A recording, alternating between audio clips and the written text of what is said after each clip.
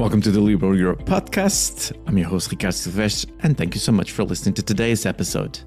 And hello, everyone. Welcome to the first 2026 episode of the podcast. I hope you had a great holiday and you're ready for one more year of promoting liberal values and ideas at the same time that we're fighting for freedom to build a more tolerant, inclusive, and prosperous Europe. I want to thank you in my name and Leszek and the team at Liberté and, of course, at ELF for listening to our conversations and hopefully to get some concepts that will help you take action to protect and promote the project of building a true European Union. And today we start with one of our favorite guests, which is MEP Jeannette Baljeu. We had her in the podcast in December of 2024 to talk about the Draghi Report, so I asked her to talk to me again and go over what has been done during this first year. We also get into a topic that caused a lot of passions, which is the concept of having a pragmatic federalism in the European Union, as proposed by Mr. Draghi. This conversation was recorded in person at the MEP office at the European Parliament, so apologies for a little bit of here and there sound weirdness. But now, with no further ado, I bring you Jeannette Baljeu. I'm here with MEP Jeannette Baljeu, our returning champion. Thank you so much for coming to the podcast. Thank you. And before we go into the reason that I have you here, so to talk about the Draghi Report, you are our oracle for all things Draghi Reports. I come to you immediately.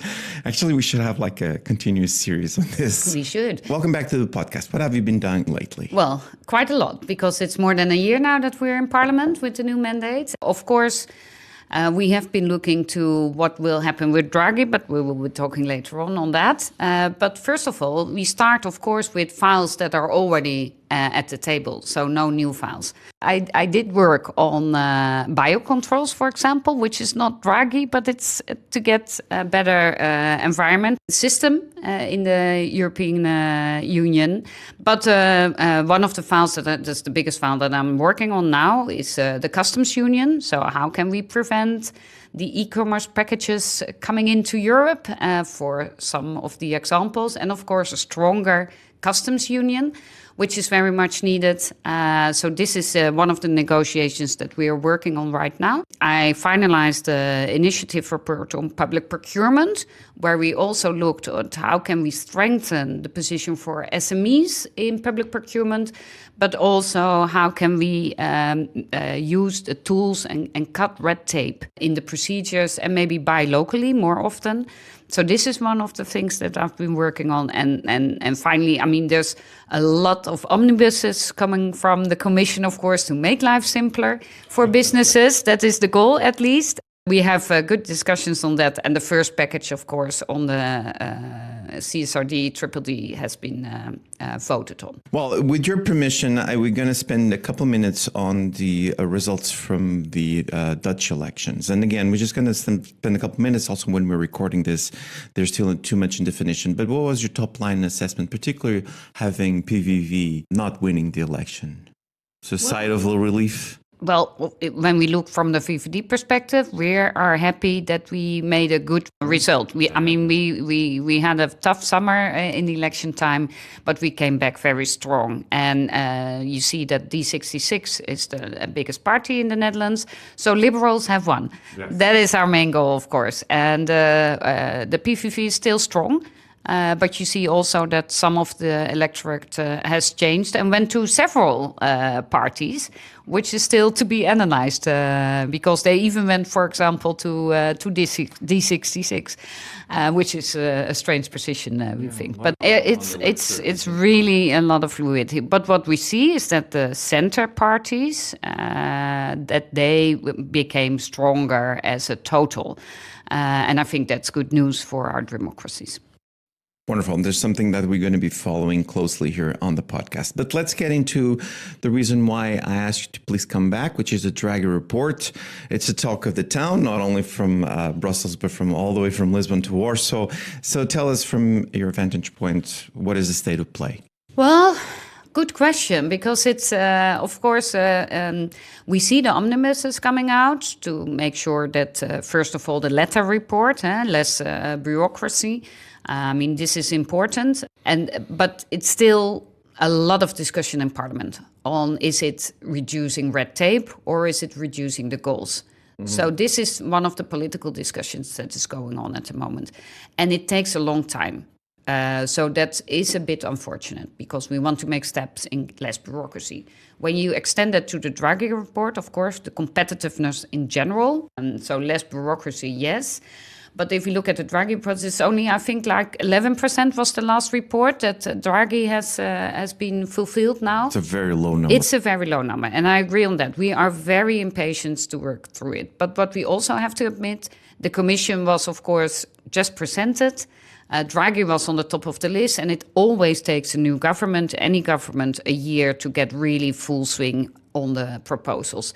So 11%, yes, I think it's too low, but we expect, of course, in 2026, 27, a lot of proposals from the Commission. And they have made progress on the omnibuses, but they have not been voted upon, except for the first one. Looking forward that 2026, 27 would be the really big years to really fulfill the Draghi report. On the other hand, what we see, it was a wake-up call, of course, for Europe. But with the geopolitical situation, it's not getting better. Mm-hmm. So we see, of course, with the tariffs from Trump, but we see also China still bringing products on cheaper basis towards Europe. We really have to step up as Europe. And I think there's still a lot of work to do. Rome wasn't built on a day, and I'm sure a Draghi report won't be implemented in 1 year. So yeah, but at least we want to use the single market better. I mean, this is one of the topics, of course, in Draghi. I mean, the IMCO committee, internal market. This is one of the things that I think we really should be doing better, which makes it more difficult because of the 27 member states that also have to agree. But this is really not to point the member states, but I mean, if we do not solve the market, if it's one capital market, one market that really puts, for example, innovation, if it's okay in one country, it should be agreed on in 27 countries. Labeling that is different in 27 countries. I mean, we're really making business difficult for business to deal in Europe. That is a very interesting conversation. We're not going to go into it, but it is also the responsibility of member states to make the thing move forward. Just one quick follow-up. I was interested in what you mentioned about this discussion about red tape or goals. So do you have a position on this? It's a mix of the both. You think we should focus more on one or the other, particularly the goals? Yeah, well, of course, we from the Renew point of view, but also from the VVD point of view, the goals in 2050, they are good. I mean, let's keep them. Let's not debate that. But what we see is that we have sometimes pathways, roadmaps towards it that maybe are a little bit too strict. We saw it on the climate goal discussion. There should be a little bit of flexibility in the between goals, but the end goals should not be discussed. But what we also have to look, and this is something you can discuss a lot about whether or not you should have a flexibility of 1%, 2%, 3%, whatever. I learned from a business that said, okay, please do not discuss for more than a year whether or not something that we say we can do in 10 years and go there, whether or not the parliament then needs to discuss whether it can be done in 8.9 years, except the 10 years that we are saying, because it's reached within the 2050 goals. So don't negotiate for a year whether it should be 10 years or 8.9 years. This is what business really thinks that we are doing wrong as legislators. The Draghi report highlights the necessity of simplification, genuine single market, and I know how much you care about this, for a small, medium enterprise and industry. With your experience, particularly as a regional minister at Zuid-Holland and at the AMCO committee, where are we falling short? I think we're falling short on small, medium-sized businesses. It is a focus point at this point, but the administrative burden is large for them. Normally, we make regulations with, in our minds, big multinational companies. Mm-hmm. But over 90% of the business in Europe is SME. So we should think small first. That's our motto. So I think that's the administrative impact is so huge that we are killing business. and that's not good. And we have to make sure that the 27 countries are more aligned and that we make one market out of the 27 countries, because we are now 27 markets. And I think, for example, on packaging rules, we all have different packaging rules in our countries. When it comes to, for example, the discussion on the 28 regime, I was hoping that it would give something that we could overlay on the 27 countries. But it seems to be that it is for digital innovation, which is good. I'm in favor of digital innovation, but there's more to it. So if small, medium-sized companies can really work with a digital wallet in 27 countries, that is progress. Also, bigger companies, of course, but especially I think we are lagging behind regarding the SMEs. All right. Then, not to lag behind, give me 2 or 3 specific policies or technologies that you think in a Draghi report could be then put in place. Well, we see that the Commission has come with the 28th regime proposal, which is good. I think this is one of the things in the Draghi report that is really needed, but I think they take it too small. So they have put the 28th regime on the digitalization. I think it can be broader. It should be a wider acknowledgement of regulations that are not only for one country, but for the 27 in the same way. So not every country will have their own saying on what they will mean. For example, we see like products have territorial supply constraints. So some of the products that we as end users, if it's your shampoo in your hair, then the supermarket in the Netherlands can buy it, but in Germany it has a different price. This is also strange. And there's a lot of discussion about that. But it all comes back, are we a true single market? And of course, countries are different, but we have to see where we can get rid of the differences for businesses as much as possible. That brings me to a question that I know it's going to cause a little bit of discussion here, and I'm going to take the opportunity as the host of the podcast, because you've been mentioning from this conversation since we're starting the true single market, the uniformization on the 27 member states. So to have a common ground that we can have companies flourish and all that. Okay. So we were in Łódź in Freedom Games, and our listeners, they know about this. They know about this Festival of Ideas. You were on a panel. The panel was about the Draghi Report. I was on the audience, and naturally I had to ask you this question, ask the panel, but you reacted in such an interesting way that I wanted to have a follow-up with you now, which is the day before that panel, Mr. Draghi said that to the Politico, actually, our friends at Politico Europe, said that, well, one of the solutions for more implementation of his proposals, the Draghi Report proposals, was a form of pragmatic federalism. I saw you squirm on your chair in the stage, and it was like, oh my gosh, I really need to talk with Jeannette about this. What do you think about this kind of commentary? Is it useful? Is it a distraction? It creates background noise. What is your position?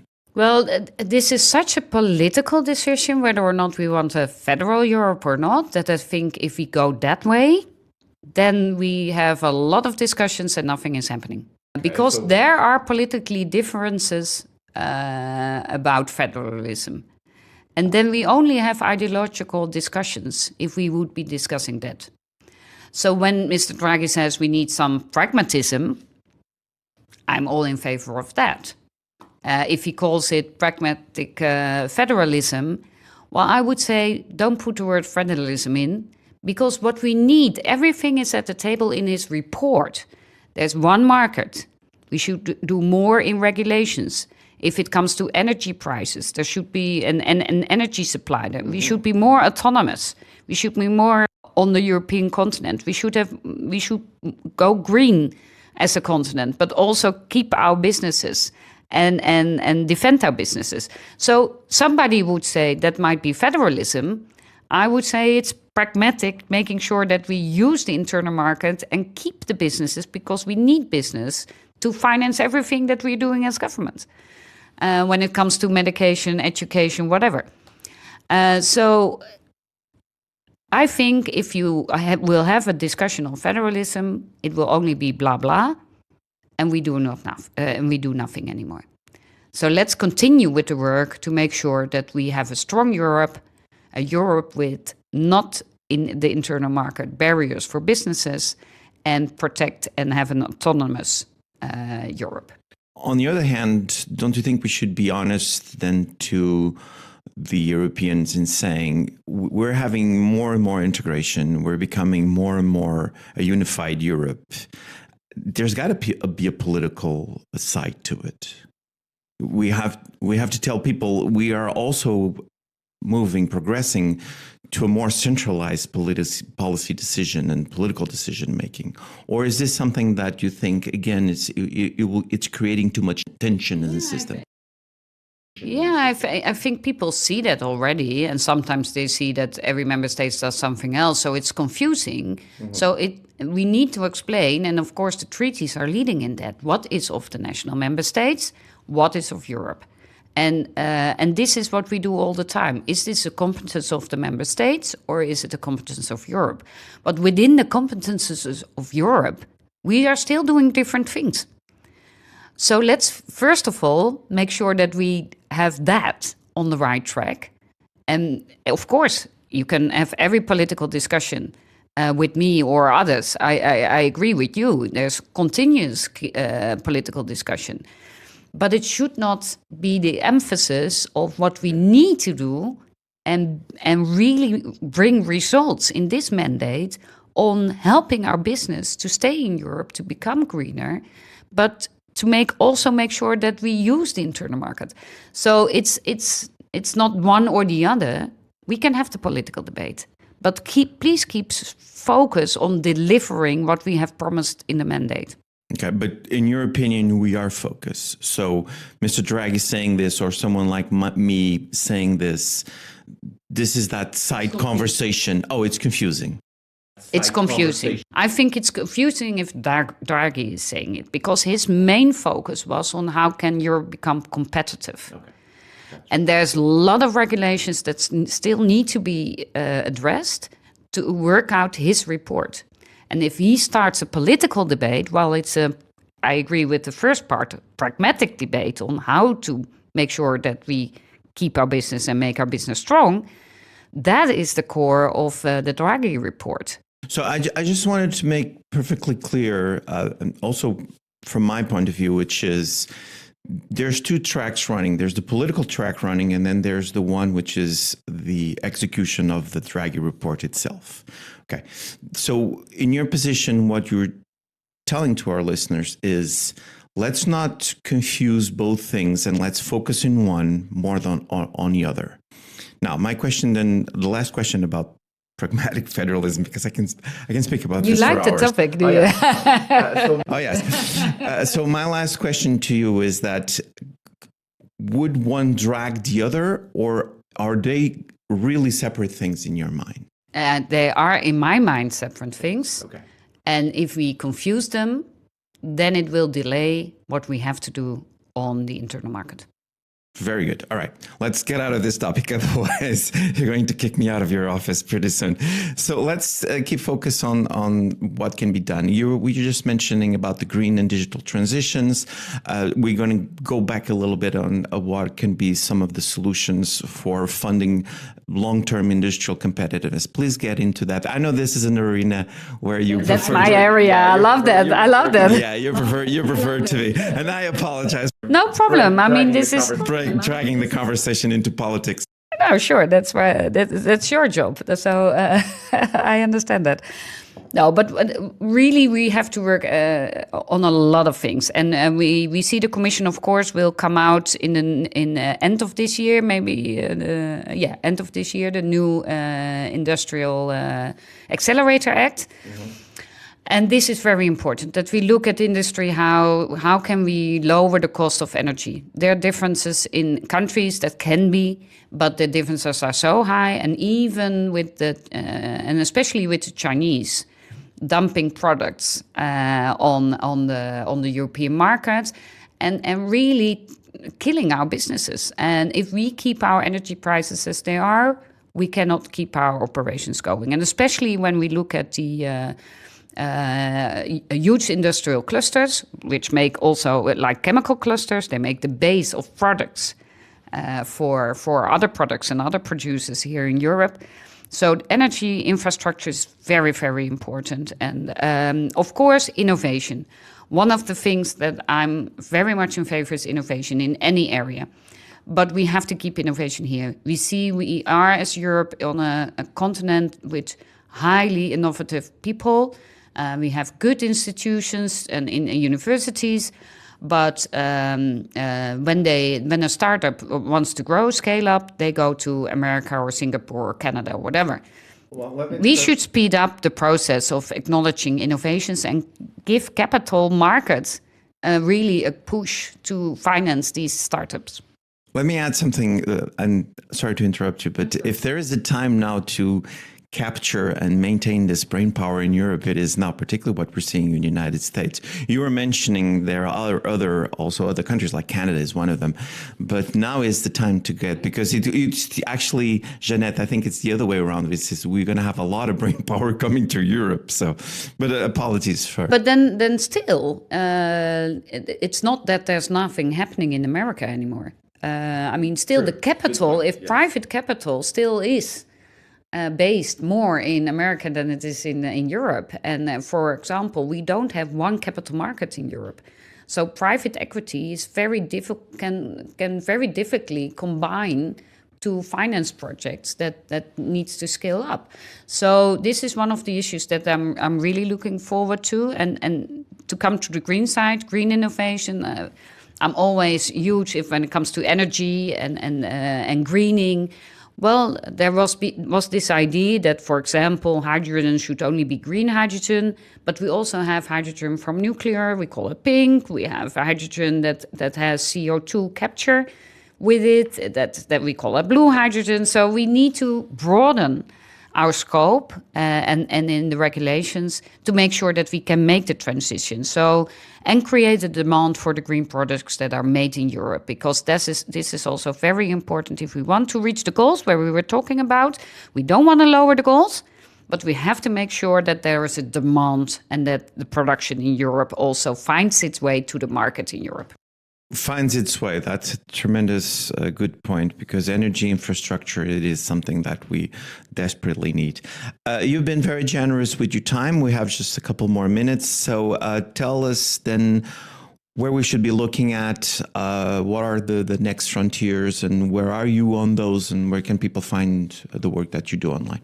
Well, they can always follow me on LinkedIn, Instagram, and I do a little bit on X, but most on LinkedIn and Instagram. But you can always follow, the topics that I'm working on. At this point, I'm very much looking forward to the Industrial Accelerator Act. We will be working on that, the energy grid, the maritime industry strategy will come in February. Port strategies, that's also one of my focus points. So there's much to do. And of course, in the internal market, 28 regime and the internal market framework. So these are very much of interest of me. Well, you are one of my favorite MEPs and one of my favorite guests on the podcast. Jeannette Baljeu, it's such a privilege to have you. Thank you. This is all for now. I'll be back soon with more podcasts. You can always visit the website liberalforum.eu to know more about the activities of the European Liberal Forum. So until the next episode, let's keep making the world a better place. You were listening to the Liberal Europe podcast by the European Liberal Forum. This podcast was co-financed by the European Parliament.